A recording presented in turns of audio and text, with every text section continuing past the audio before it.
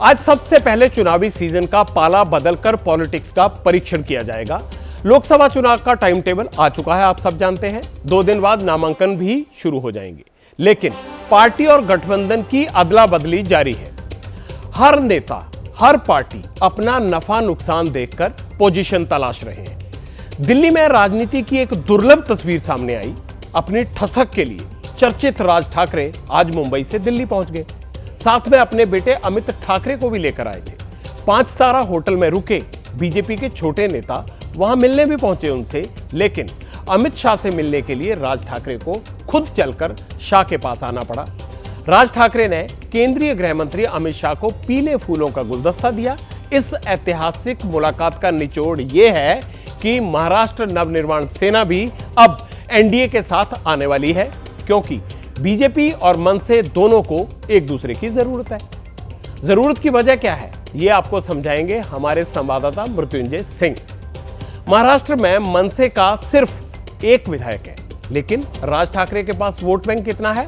2.5%। BJP के लिए राज ठाकरे अपने चचेरे भाई उद्धव ठाकरे की काट है, जो बीजेपी के लिए हार्डकोर मराठी वोट की कमी को पूरा कर सकते हैं। राज ठाकरे ने 2 लोकसभा सीटें मांगी हैं, लेकिन उन्हें एक ही मिलने के आसार हैं, मिल सकती है, वो भी साउथ मुंबई की संसदीय सीट। राज ठाकरे का चुनावी रिपोर्ट कार्ड भले ही कमजोर है, लेकिन बीजेपी को 50% प्लस वोट का टारगेट पूरा करना है। इसीलिए महाराष्ट्र में राज ठाकरे की पॉलिटिकल पोजीशनिंग बहुत जरूरी बन जाती है, जिसका डर उद्धव गुट को अभी से सताने भी लगा है। राज साहब कहाँ जाए, उनके ऊपर तय होता। पहली बात ऐसी कि उनकी भूमिकाएं हर वक्त बदलती गई, खास करके ईडी की कार्रवाई के बाद उनका रवैया पूरा बदल गया। अब वो याद करो, वो लगाते थे, लगाओ रे वीडियो, तो उस वीडियो में कभी कभी शुरू में उन्होंने आदरणीय मोदी साहब की सराहना की, फिर बड़ी कड़ी आलोचना की। तो उनकी भूमिकाएं बदलती रहती है, कभी किसी भूमिका पे वो आग्रही या निग्रही नहीं रहे हैं।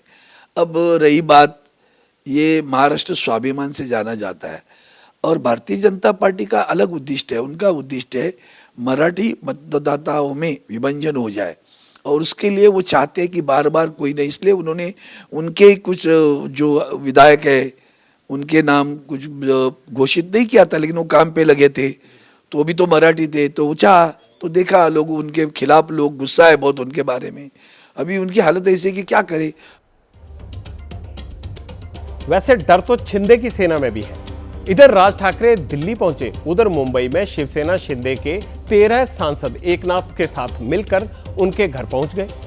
उनको डर है कहीं उनमें से किसी की सीट पर राज ठाकरे उंगली न रख दें। वैसे टिकट तैयार होने में देरी भी उनको परेशान कर रही है, और महाराष्ट्र में दोनों ठाकरे अलग अलग खेमों में नजर आने वाले हैं। यही तस्वीर बिहार और झारखंड में भी बन चुकी है। 2 बड़ी पॉलिटिकल फैमिलीज में फूट के नतीजे सामने आने लगे हैं। आप दोनों परिवारों की ये तस्वीरें पहले देख लीजिए। बिहार में एनडीए में सीट बंटवारा हुआ। सहयोगी आरएलजेपी को एक भी सीट नहीं मिली। सीट शेयरिंग में भतीजे चिराग को, यानी पासवान साहब के बेटे को भाव मिला, और चाचा पशुपति पारस साइडलाइन कर दिए गए।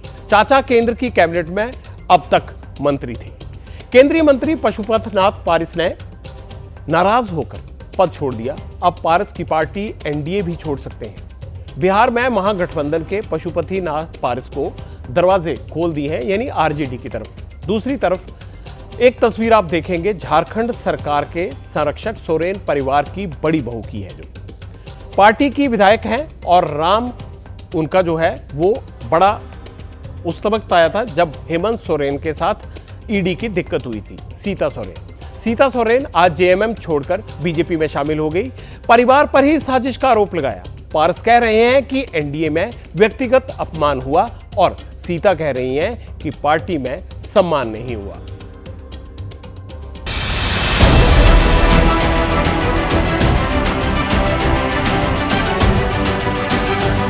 मैंने 14 साल तक पार्टी की सेवा की। 14 साल में जो मुझे मिलना चाहिए था सम्मान, वो सम्मान आज तक नहीं मिला, जिसके कारण ये बहुत बड़ा फैसला मुझे लेना पड़ा।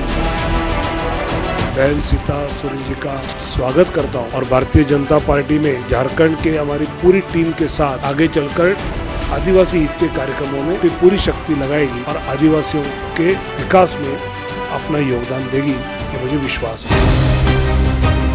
अभी पार्टी एक संकट के दौर से गुजर रही है, तो ऐसे में मुझे लगता है थोड़ा धैर्य सबको रखना चाहिए था, और इस तरह से क्यों हुआ दुखद है। हमारे पार्टी के साथ और व्यक्तिगत रूप से हमारे साथ नाइंसाफी हुई, इसलिए मैं भारत सरकार के कैबिनेट मंत्री से मैं त्याग पत्र देता हूँ। शेयरिंग उनकी पार्टी का नाम नहीं आया, तो हो सकता है कि भारतीय जनता पार्टी से उनकी कुछ बातें होंगी और किसी तरह से होंगी, और हमको जो अभी समझ में आ रहा है कि एनडीए के साथ हैं और एनडीए के साथ हैं। तो एनडीए में तो नाइंसाफी होती ही है। अच्छा किया उन्होंने छोड़ दिया, उनको बहुत पहले ही छोड़ देना चाहिए था पारस जी को। हम तो सबसे पहले वेलकम करेंगे उनका।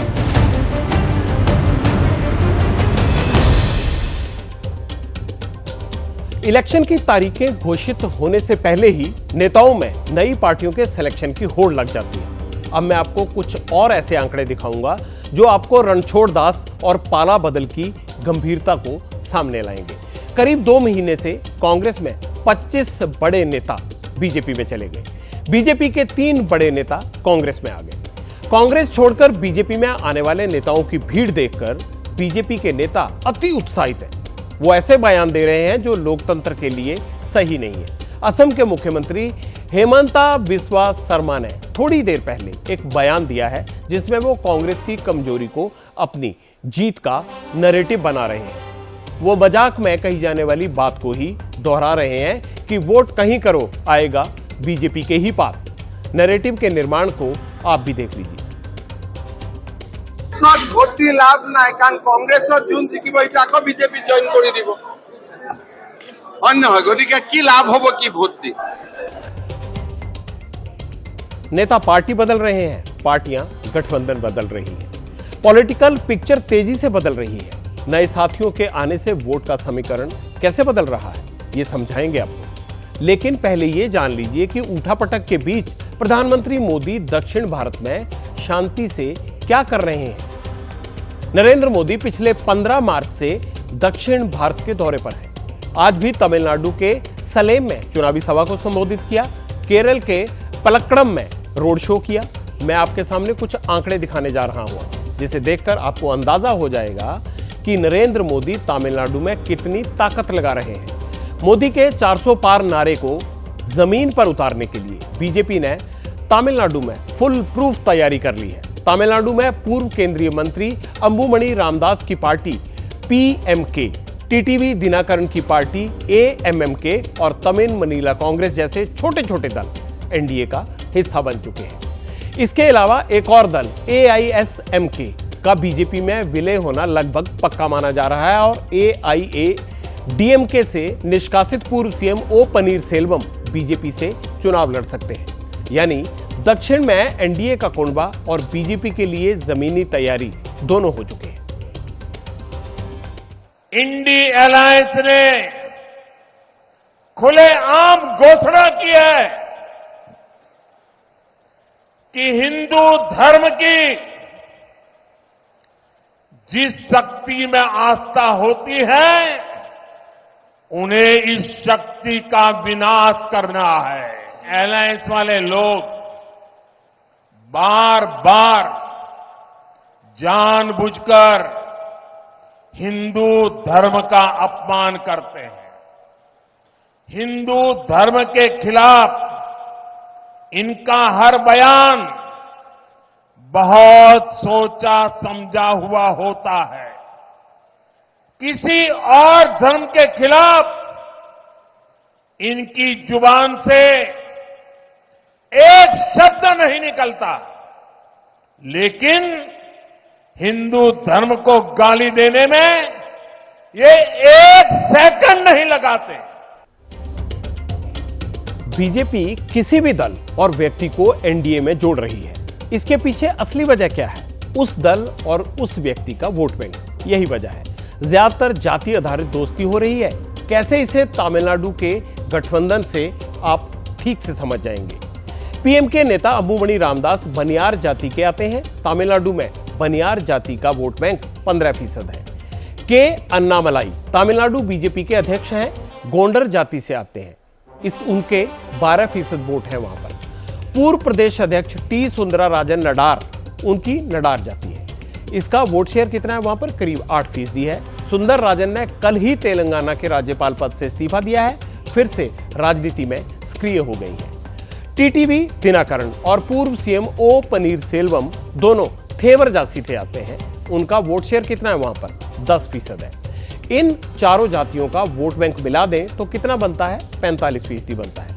मोदी इसी वोट बैंक को ट्रांसफर करवाने के लिए दक्षिण भारत के मिशन पर है और इसी तर्ज पर पूरे देश में तेजी से भर्ती अभियान भी चल रहा है। आपने एनडीए में चल रही हलचल तो देख लिया। 50% से ज्यादा वोट और 400 पार का लक्ष्य, ये दोनों मकसद है। इन्हें हासिल करने के लिए बीजेपी ने सहयोगियों की खुली भर्ती चालू कर रखी है। इंडिया गठबंधन में क्या हो रहा है ये भी आपको देख लेना चाहिए। राहुल गांधी दिल्ली में कांग्रेस के घोषणा पत्र पर मंथन कर रहे हैं। महाराष्ट्र में 21 मार्च को इंडिया गठबंधन की सीट शेयरिंग का ऐलान भी किया जाएगा। जीत का दावा बीजेपी और कांग्रेस दोनों कर रहे हैं ठोक बजाकर, लेकिन कांग्रेस के सामने चुनौती दोहरी है। पहला, सहयोगी दलों से सीट शेयरिंग का, और दूसरा, लड़ाई जो लड़नी है वो पहले मैदान छोड़ने वाले नेताओं की है। कई सीटों पर सहयोगियों से कांग्रेस का पेच फंसा हुआ है।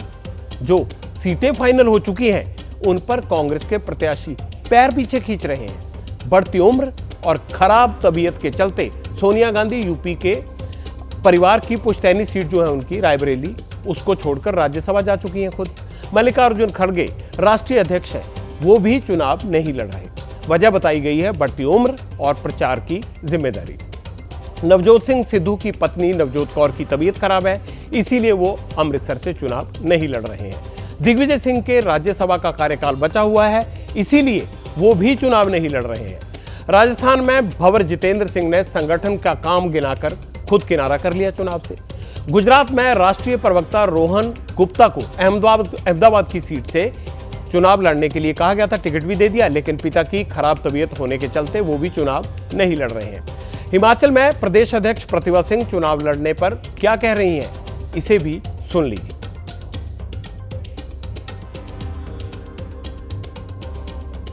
हिमाचल कांग्रेस की प्रदेश अध्यक्ष प्रतिभा सिंह जी मेरे साथ हैं। मैम, ये चर्चा है कि आप मंडी से लोकसभा का चुनाव नहीं लड़ेंगे, आप सिटिंग सांसद हैं, क्यों आपने ये नहीं लड़ने? देखिए, अभी मैंने हाईकमांड से डिस्कशन करनी है इस मैटर पे। I will put my cards in front of them, वो क्या डिसाइड करते हैं। फिर वजह क्या है मैम, आपके चुनाव न लड़ने की इच्छा? कोई बात नहीं, अभी मेरे पास प्रदेश की जिम्मेवारी भी है। मुझे 4 लोकसभा चुनाव में भी दौरा करना है, वो भी एक कारण है कि उस जिम्मेवारी को निभाऊं या अपनी पार्लियामेंट में ही कंसंट्रेट करूं। क्या इसके पीछे हिमाचल कांग्रेस की जो अंदरूनी सियासत है मैम, वो है इसके मुख्य वजह? नहीं, ऐसा कुछ नहीं है, ऐसा कुछ नहीं।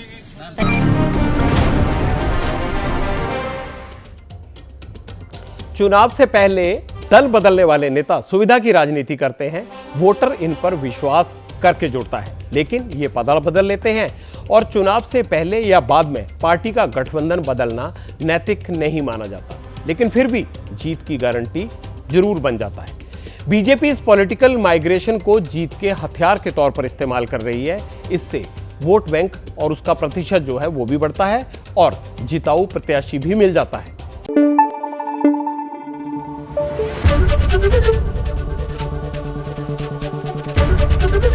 एबीपी न्यूज आपको रखे आगे।